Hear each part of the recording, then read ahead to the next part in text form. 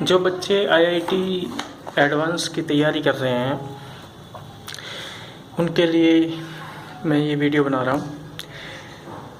इसमें IIT advance के 2019 के जो क्वेश्चन पेपर हैं उसमें उनके सॉल्यूशन इसमें दे रहा हूँ। तो यदि आप इनको देखेंगे, जो तैयारी करने वाले हैं इनको समझेंगे तो आपके लिए बहुत आसान हो जाएगा समझना क्वेश्चन पेपर के पैटर्न को और उनके उत्तर देना। तो ये आईआईटी जेईई एडवांस 2019 का फर्स्ट पेपर है, केमिस्ट्री का पोर्शन, जिसमें से इसमें 3 पार्ट होते हैं, 3 सेक्शन होते हैं। टोटल 18 क्वेश्चन होते हैं एक विषय के, किसी भी सब्जेक्ट के। तो केमिस्ट्री के भी 18 क्वेश्चन हैं टोटल, जो 3 पार्ट्स में हैं। पहले सेक्शन में 4 क्वेश्चन हैं, दूसरे सेक्शन में 8 क्वेश्चन हैं और तीसरे पोर्शन में 6 क्वेश्चन इसमें हैं। तो जो पहला सेक्शन है, सेक्शन फर्स्ट, उसमें 4 क्वेश्चन हैं, उनको पहले बताऊंगा। 4 क्वेश्चंस ईच ऑफ 3 मार्क्स, यानी प्रत्येक क्वेश्चन 3 नंबर का होगा और इसमें नेगेटिव मार्किंग है 1 नंबर की। यदि ऑप्शन ठीक है तो 3 मार्क्स आपको मिल जाएंगे, यदि ऑप्शन गलत है तो आपको 1 नेगेटिव मार्क मिलेगा। इसमें ये जो 4 क्वेश्चन है इसमें केवल एक ही ऑप्शन ठीक है, केवल एक ही ऑप्शन को हमें सिलेक्ट करना है जो ठीक है, बाकी 3 ऑप्शन इसमें गलत हैं। बाकी जो और सेक्शन आएंगे उनमें क्वेश्चन ऐसे भी होंगे जिनमें एक से अधिक ऑप्शन ठीक होंगे। तो ये 4 क्वेश्चन पहले हमने लिए हैं। तो पहला क्वेश्चन है, the green colour produced in the borax bead test of a chromium third salt is due to. Question क्या है कि जो बोरेक्स बीट टेस्ट होता है, सुहागामन का जो परीक्षण है, उसमें जो हरा रंग है वो उसमें क्रोमियम थर्ड साल्ट है कोई, उसमें क्या बनने के कारण वह हरा रंग में प्राप्त होता है, क्या बनता है उस बोरेक्स बीट टेस्ट के फलस्वरूप। तो इसमें पहला ऑप्शन है क्रोमियम मेटाबोरेट, दूसरा ऑप्शन है क्रोमियम टेट्राबोरेट, तीसरा ऑप्शन है क्रोमियम ट्राइऑक्साइड, चौथा ऑप्शन है क्रोमियम बोराइड। तो इसमें से सही ऑप्शन हमें ढूंढना है। यदि हमें बोरेक्स बीट टेस्ट का पता है तो ये क्वेश्चन एकदम डायरेक्ट हम आंसर कर देंगे कि इसका आंसर क्या है। तो बोरेक्स बीट टेस्ट मैं बताता हूँ, इसमें सुहागामन का परीक्षण। इसमें क्या होता है, जो सुहागा होता है Na2B4O7, ये सोडियम टेट्राबोरेट होता है सुहागा। इसमें के क्रिस्टल में 10 अणु जल के होते हैं और ये जब इसको हीट करते हैं तो ये 10 मॉलिक्यूल्स ऑफ वाटर रिमूव हो जाते हैं और हमें एनहाइड्रस ये बोरेक्स मिलता है। और जब एनहाइड्रस बोरेक्स को फिर हम आगे हीट करते हैं तो हमें सोडियम मेटाबोरेट मिलता है और बोरिक एनहाइड्राइड मिलता है। ये जो सोडियम मेटाबोरेट है ये मोती के समान चमकदार होता है, क्योंकि इसमें सोडियम आयंस का कलर जो है वो कलरलेस होता है। तो ये मोती की तरह से कलरलेस, एक तरह से ट्रांसपेरेंट सा ये हमें मिलता है। इसको हम बोलते हैं मन का या बीड, इंग्लिश में बीड बोलते हैं। तो यही बीड ही अन्य जो मेटल हैं, जो ट्रांजिशन मेटल हैं, वो उनकी डिटेक्शन के लिए, उनकी पहचान के लिए ये बोरेक्स बीट टेस्ट किया जाता है। तो यदि हम सुहागे के साथ ये क्रोमियम थर्ड का साल्ट, जैसे हमने एग्जाम्पल ले लिया, क्रोमियम सल्फेट को हम हीट करेंगे इस बोरेक्स के साथ, chromium sulphate, chromium third salt, chromium की ऑक्सीडेशन स्टेट 3rd होनी चाहिए क्वेश्चन के अनुसार। तो इसमें जो बोरिक एनहाइड्राइड बनता है साथ में, ये बोरिक एनहाइड्राइड भी मेटाबोरेट में चेंज हो जाता है। इस तरह से क्रोमियम सल्फेट लिया, बोरिक एनहाइड्राइड के साथ हीट करा तो ये क्रोमियम बोरेट बना और साथ में सल्फर ट्राइऑक्साइड गैस बनेगी जो रिमूव हो जाएगी। और ये जो क्रोमियम मेटाबोरेट है ये ग्रीन कलर का होता है। इसका ग्रीन कलर क्या होता है, क्योंकि क्रोमियम +3+ आयंस का जो कलर होता है वो ग्रीन होता है। तो इन क्रोमियम आयंस के कारण, कलर के कारण ही इस बीड का रंग, इस मन के का रंग ग्रीन होता है, हरा होता है। तो पहला क्वेश्चन आपको क्लियर होगा, आगे बताता हूँ। दूसरा क्वेश्चन है, calamine, malachite, magnetite and cryolite respectively are. मतलब जो कैलामाइन, मेलाकाइट, मैग्नेटाइट और क्रायोलाइट जो अयस्क हैं वो इनमें से कौन कौन सी हैं। जो मिनरल्स होते हैं जिनसे हम मेटल्स को मेटल्स की मेटलर्जी होती है, जो मेटल्स का एक्सट्रैक्शन करते हैं, वो ये ओर्स दिए हैं, मिनरल्स दिए हुए हैं, उनमें से हमें पहचान करनी है ये कौन कौन से हैं। ये डायरेक्ट क्वेश्चन है, यदि हमें याद है ये तो हम डायरेक्ट इसको कर देंगे। तो इसमें से जो जिंक कार्बोनेट होता है, ये ऑप्शन सी जिंक कार्बोनेट, ये होता है कैलामाइन। फिर ये कॉपर कार्बोनेट और कॉपर हाइड्रोक्साइड एक साथ, हाइड्रोक्साइड और कार्बोनेट कॉपर का, ये कहलाता है मेलेकाइट। और ये Fe3O4 ये होता है मैग्नेटाइट, और Na3AlF6 होता है क्रायोलाइट। तो ऑप्शन सी इसका ठीक है। बाकी इसमें जो और इसमें मिनरल्स या ओर्स हैं वो मैं बता दूं आपको, जैसे ये Fe2O3 है, ये हेमेटाइट है। और इसके अलावा इस इन सभी जो कंपाउंड हैं इनमें दिए हैं, इनमें और कोई और इनमें है नहीं, और कोई मिनरल है नहीं।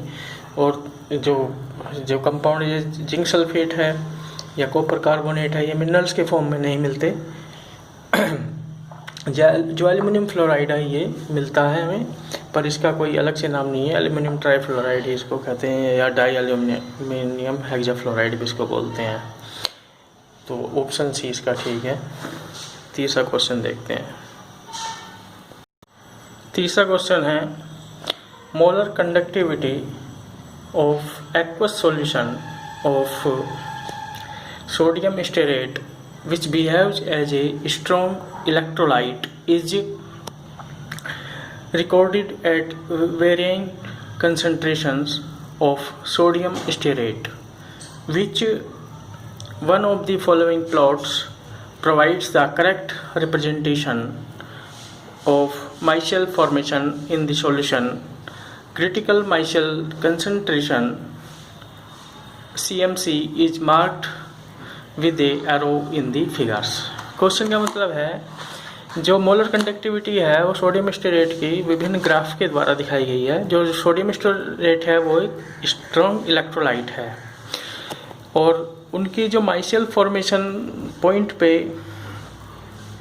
पॉइंट को इसमें डिटेक्ट किया गया है एरो के साइन के द्वारा, तीर के निशान के द्वारा। तो हमें ये बताना है कौन सा ग्राफ सही रिप्रेजेंट कर रहा है मोलर कंडक्टिविटी को। कंसंट्रेशन के साथ में जो ग्राफ खींचा गया है उस ग्राफ में कौन सा सही ग्राफ है। तो हम देखते हैं, जो पहले हमें समझना होगा स्ट्रॉन्ग इलेक्ट्रोलाइट क्या है। स्ट्रॉन्ग इलेक्ट्रोलाइट वह होता है जो 100% आयनाइजेशन जिसका हो जाता है, और उसकी कंडक्टिविटी जब 100% आयनाइजेशन हो जाता है लगभग कांस्टेंट सी ही रहती है, मतलब ज़्यादा उसमें उतार चढ़ाव नहीं होते, क्योंकि कंप्लीट आयनाइजेशन हो गया। उसकी कंडक्टिविटी सिर्फ जो डिपेंड करती है उसकी मोबिलिटी पे, यानी उनका जो आयंस की जो स्पीड है उन पे डिपेंड करती है।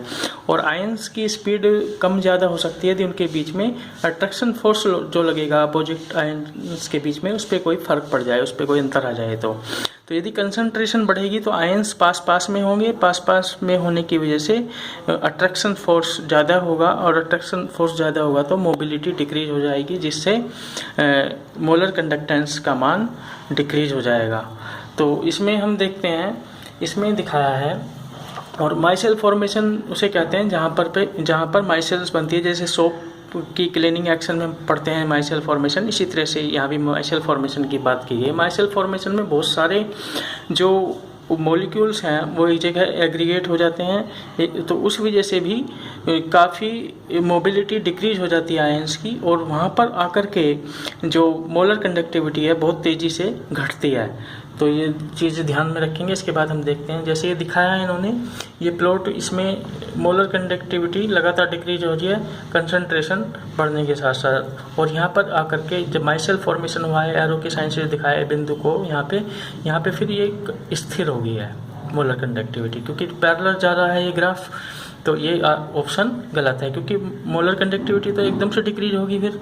और दूसरा ग्राफ हम देखते हैं, यहाँ पे क्या हो रहा है, कंसंट्रेशन ऐसे बढ़ रही है, मोलर कंडक्टिविटी ऊपर को बढ़ रही है। तो ये मोलर कंडक्टिविटी इंक्रीज करते हुए दिखाई है कंसंट्रेशन बढ़ने के साथ साथ। ये गलत है, क्योंकि कंसंट्रेशन जैसे जैसे इंक्रीज होगी आयंस जो है पास में आ जाएंगे, नियर आ जाएंगे, एक दूसरे के नियर अबाउट आ जाएंगे, तो मोलर कंडक्टिविटी डिक्रीज हो जाएगी, क्योंकि जो अट्रैक्शन फोर्स है वो इंक्रीज होगा। और यहाँ पे हम देखेंगे थर्ड ऑप्शन में, इसमें क्या है, मोलर कंडक्टिविटी स्लोली डिक्रीज हो रही है जैसे जैसे कंसंट्रेशन इंक्रीज हो रही है, पर जैसे ही CMC बनी है यानी ये क्रिटिकल माइसियल कंसंट्रेशन यहाँ पे आया है तो एकदम से ज़्यादा डिक्रीज हुई है मोलर कंडक्टिविटी। और यही आंसर ठीक है, क्योंकि जैसे ही माइसियल बनेगी एकदम से तेज़ी से मोबिलिटी डिक्रीज होगी और मोलर कंडक्टिविटी तेज़ी से डिक्रीज हो जाएगी। तो ये ऑप्शन सी यहाँ पे ठीक है। डी को हम देखते हैं, ये मोलर कंडक्टिविटी यहाँ पे पहले डिक्रीज हो रही है कंसंट्रेशन इंक्रीज होने के साथ साथ, और फिर ये इंक्रीज हो रही है माइसेल फॉर्मेशन के बाद, तो ये भी ऑप्शन एकदम गलत है। तो ऑप्शन सी यहाँ पे राइट आंसर है। ये समझ में आ गया होगा आपके। यदि आप स्ट्रॉन्ग इलेक्ट्रोलाइट को समझते हैं और वीक इलेक्ट्रोलाइट को समझते हैं उनमें डिफरेंस, तो ये क्वेश्चन बहुत आसान है। फर्स्ट सेक्शन का last question, question number 4, the correct order of acid strength of the following carboxylic acid is. First carboxylic acid ये है, सेकंड कार्बोक्सिलिक एसिड ये है, थर्ड कार्बोक्सिलिक एसिड ये है और फोर्थ कार्बोक्सिलिक एसिड ये है। चारों कार्बोक्सिलिक एसिड इस तरह से हैं। तो इसमें हम देखते हैं कौन easily H positive ion release करेगा, वही सबसे स्ट्रॉन्गेस्ट एसिड होगा, और जो सबसे weekly H positive ion release होगा वो वीकेस्ट एसिड होगा, उसकी एसिड स्ट्रेंथ सबसे वीक होगी। तो हम फर्स्ट ऑप्शन देख लेते हैं। यहाँ पे ट्रिपल बॉन्ड है कार्बन कार्बन एटम के बीच में, तो ट्रिपल बॉन्ड होने की वजह से यहाँ कार्बन एटम पर sp हाइब्रिडाइजेशन है। sp हाइब्रिडाइजेशन होने की वजह से कार्बन की इलेक्ट्रॉनिगेटिविटी यहाँ पे बहुत ज़्यादा बढ़ जाती है, जिस वजह से ये स्ट्रांगली इलेक्ट्रॉन अट्रैक्ट करेगा अपनी ओर इस कार्बन से, और ये कार्बन इस ऑक्सीजन से, ऑक्सीजन इस हाइड्रोजन से। तो यहाँ सबसे ईजी इलेक्ट्रॉन यहाँ पे सबसे इजी H पॉजिटिव आयन निकलेगा, और इस वजह से ये स्ट्रॉन्गेस्ट एसिड यहाँ पे हो जाएगा। तो फर्स्ट सबसे स्ट्रॉन्गेस्ट एसिड होगा यहाँ पे। सेकंड ऑप्शन में हम देखते हैं, यहाँ पे H पॉजिटिव रिलीज होगा, ऑक्सीजन पे नेगेटिव चार्ज होगा जो डिलोकलाइज हो जाएगा माइनस चार्ज यहाँ पे इस ऑक्सीजन के साथ रेजोनेंस में आ जाएगा, और कोई इलेक्ट्रॉन डोनेटिंग ग्रुप यहाँ पे है नहीं, ये डबल बॉन्ड यहाँ पे है, ये इलेक्ट्रॉन अट्रैक्ट करेगा यहाँ से डबल बॉन्ड के। तो यहाँ थोड़ा सा ये भी ये H पॉजिटिव आयन यहाँ पे थोड़ा सा ईजिली निकल सकता है, पर ज़्यादा ये स्ट्रॉन्ग नहीं है, ज़्यादा स्ट्रॉन्ग एसिड नहीं है, ज़्यादा इजी H पॉजिटिव आयन नहीं देगा ये, पर देगा ईजिली औरों की तुलना में। अब देखेंगे यहाँ पे ये यहाँ पे H पॉजिटिव निकलेगा, ऑक्सीजन पे नेगेटिव चार्ज आएगा और ये डीलोकलाइज हो जाएगा माइनस चार्ज, ये इलेक्ट्रॉन इस ऑक्सीजन के साथ रेजोनेंस में, और ये जो रिंग है ये भी यहाँ पे इलेक्ट्रॉन विड्रॉ कर सकता है यहाँ पे रेजोनेंस इफेक्ट है रिंग के अंदर। पर यहाँ पे जो ये ग्रुप है MEO मिथाइल ऑक्साइड, ये मिथॉक्सी ग्रुप, इस पे लोन पेयर होता है, लोन पेयर ये डोनेट करेगा, तो ये स्ट्रॉन्ग इलेक्ट्रॉन डोनेटिंग ग्रुप यहाँ पे हो जाएगा लोन पेयर की वजह से, प्लस M इफेक्ट यहाँ पे आएगा, strong plus M effect plus R effect भी कह सकते हैं। और इस वजह से यहाँ पे जो इलेक्ट्रॉन खींचने की जो कैपेसिटी है, इलेक्ट्रॉन विड्रॉइंग जो कैपेसिटी है रिंग की, वो डिक्रीज होगी, और यहाँ से इलेक्ट्रॉन की जो खींचने की जो शक्ति, इलेक्ट्रॉन विड्रॉ करने की जो पावर है ऑक्सीजन की, वो भी डिक्रीज होगी। तो इसलिए H पॉजिटिव आयन यहाँ पे जो सेकंड ऑप्शन है उसके कंपैरिजन में वीकली रिलीज होगा। और जो यहाँ पे हम फोर्थ ऑप्शन देखते हैं, यहाँ पे क्या है, यहाँ पे जब oxygen H positive ion release करेगा यहाँ पे इलेक्ट्रॉन अट्रैक्ट करके, इलेक्ट्रॉन विड्रॉ करके, तो वो डीलोकलाइज होगा इसके साथ, बाकी और कोई इलेक्ट्रॉन अट्रैक्ट करने का इसमें ग्रुप नहीं है, बल्कि इलेक्ट्रॉन डोनेटिंग ग्रुप है यहाँ पे CH3 ग्रुप। तो ये सबसे वीकली जो है H पॉजिटिव आयन देगा, क्योंकि यहाँ पर केवल इलेक्ट्रॉन डोनेटिंग ग्रुप है CH3, और इलेक्ट्रॉन जो विड्रॉइंग ग्रुप जैसे रिंग की तरह से थोड़ा सा इफेक्ट यहाँ पे पड़ रहा था इलेक्ट्रॉन विड्रॉइंग, वो नहीं है। तो सबसे वीक होगा फोर्थ, सबसे वीक होगा और सबसे स्ट्रॉन्ग होगा फर्स्ट, और सेकेंड नंबर पर स्ट्रॉन्गेस्ट में आएगा ये सेकेंड ऑप्शन, और फिर थर्ड में ये, और फोर्थ में। तो इनका जो क्रम है ये ऑप्शन बी यही बनेगा, फर्स्ट सबसे स्ट्रॉन्ग, सेकंड उससे वीक, थर्ड उससे वीक, और फोर्थ सबसे वीक। तो ये चारों क्वेश्चन आपके हो गए हैं जो फर्स्ट पार्ट के हैं। तो नेक्स्ट फिर इससे आगे जो सेक्शन है उसके क्वेश्चन मैं बताऊंगा। उसमें 8 क्वेश्चन हैं, प्रत्येक क्वेश्चन उसमें 4 मार्क्स का है, उसमें 1 से अधिक ऑप्शन करेक्ट हो सकते हैं। तो आगे उसके बारे में बात करेंगे।